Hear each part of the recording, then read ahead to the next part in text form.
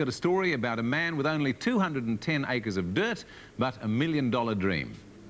This, believe it or not, is the main street of a town. And to look at it, you think, oh yes, well and good, what's left of a ghost town of the turn of the century. But that couldn't be further from the truth, because in fact, this town hasn't even been built yet. It's a dream town. It's the vision of a chap called Peter Squire, who lives about 5 kilometres the Adelaide side of Tailem Bend.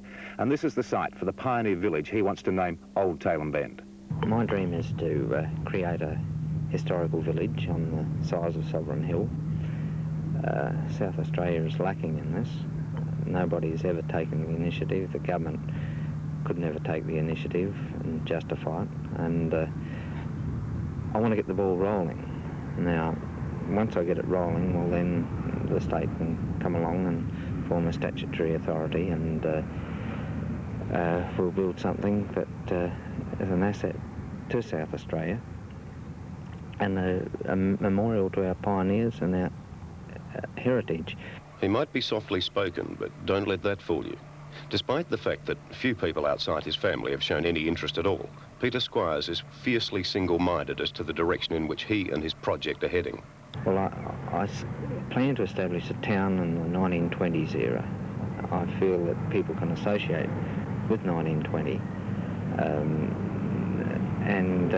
I've sort of had many schemes, but my main scheme and the main thing that I'd like to sort of develop would be up there on the hill is a beautiful place to build homes for the aged, and it's overlooking the biggest lagoon left on the Murray, which belongs to us. And the people that live in the village can come down here and work in the historical village, and Joe Blow, there might be 2 or 3 blacksmiths that take it in turns for a couple of hours a day. It'd be a wonderful form of retirement for them. They'd meet people, they could show their skills, make door knockers and so forth to sell to the public, and what they generally do in these other historical villages. But I feel that if it's run by the aged people, well, it'd be a cheap source of labour, and it'd ensure the viability of the place, and it'd be a wonderful form of retirement for the people. So rather than a static village, it would be actually a living, breathing, working thing? Yes, it has to be, Bob. Movement within a thing like this sort of attracts the public, intrigues the public. If they can see an engine start up, well, it looks darn sight more intriguing than one that's sitting still.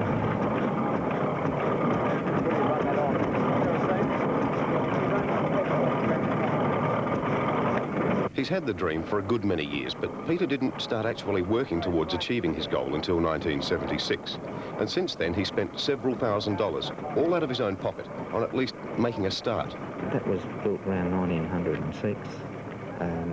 It was the Long Flat Town Hall, which is a river settlement just about a mile this side of Murray Bridge, on this side of the river, on the Tailem Bend side of the river. And the Peak Railway Station, that was built in 1910. That was transported down here about 3 years ago. And the Wallachra, that is the carriage I've got over here. It's reputed to be one of the oldest carriages in Australia. 1886 it was built, and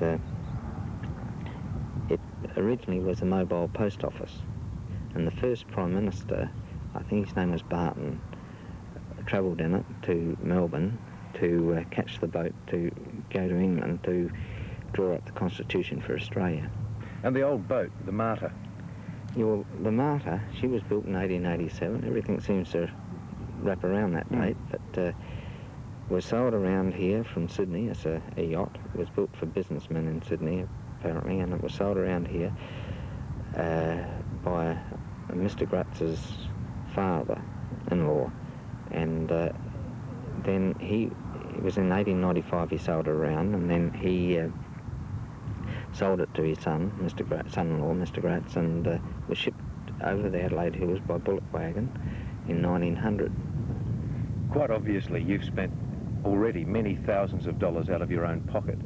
But what if the plan was to come to fruition? What will the entire cost be? Oh, well, I think around $1 million would really set it going. I think it's a concern that would be pretty well in in line with Swan Hill and so forth, I can do with $1,000 what the government can do with 10. I think that it'll never stop growing. It'll always grow.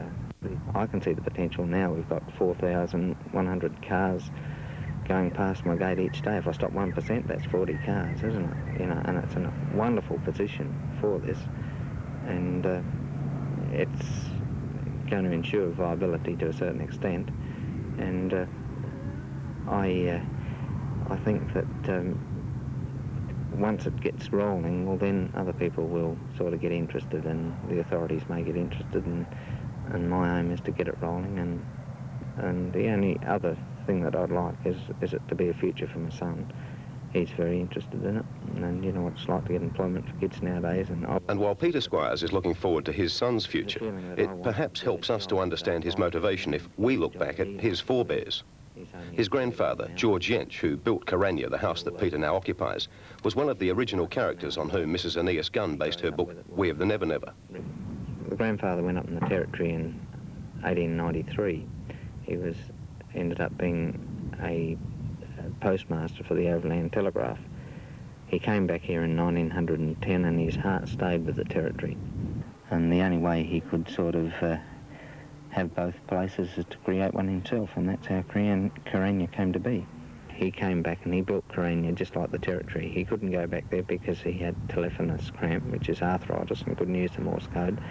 And but he brought the Territory back here and created a little patch of Northern Territory, which I think you'll recognise it, or people watching the film will recognise it, of the similarities with the Territory. The homestead's built like the Elsie station, and it's got a lot of similarities there, and most of the characters of We the Never Never have stayed at the homestead over the years. This photo was taken in the 1930s, and it was taken when Jack McLeod, the teamster, was dying of cancer in the Adelaide Hospital, and this is Jack McLeod at the right, and the Jack McLennan, the quiet stockman with the glasses, and this is Tom Pearce, mine host that had the Catherine Hotel, and this is the dandy, Herbert Bryant. But back to the present. Peter Squires has $1 million dream. He's not a millionaire. He's got 210 acres in which to realise that dream. So far, he's had no indication of support from any quarter. So, will it become reality? Oh, well, I think once I get about 3 or 4 more buildings here, and you can see it taking shape, well, that's when the strength will come in and start to get interested. Until things sort of take shape, people sort of don't get with you. Once they can see the ball rolling, well, then they want to join it. And I think it'll be about another 3 or 4 years, and then I'll have quite a few exhibits here, and then people will start to show a serious interest. Yes, well, dreams are the stuff of the future, and I think Peter's got a good one. If you'd like to help in any way, give us a call here at State Affair between 9 and 5, and we'll put you in touch. We will be back in a moment.